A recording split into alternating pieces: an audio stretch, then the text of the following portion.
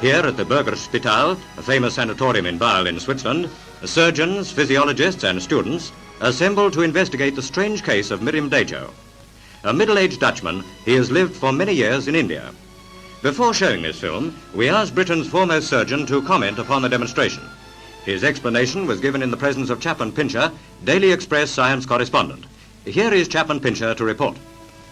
You are going to see a man have a 28-inch sword thrust through his body without hurting him.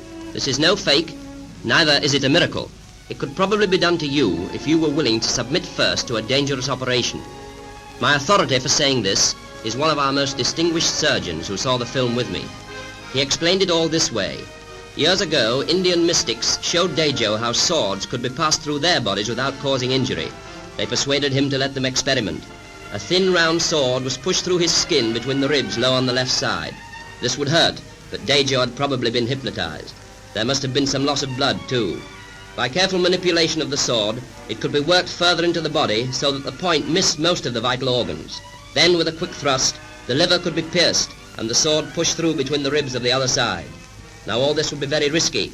There would be considerable bleeding, and Dejo must have been ill for several weeks after the operation, for it is clear that the sword does pass through the right lobe of the liver. But once the wounds had healed, a straight path of insensitive scar tissue would be formed. A sword thrust carefully along this path would cause little pain or bleeding because there are no nerves or blood vessels in scar tissue.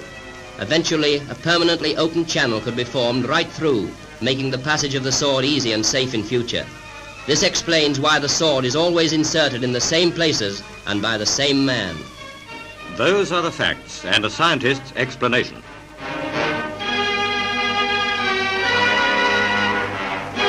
Meantime, Miriam Dejo eats and lives as an ordinary individual. The key to his secret is still locked in Eastern mysticism.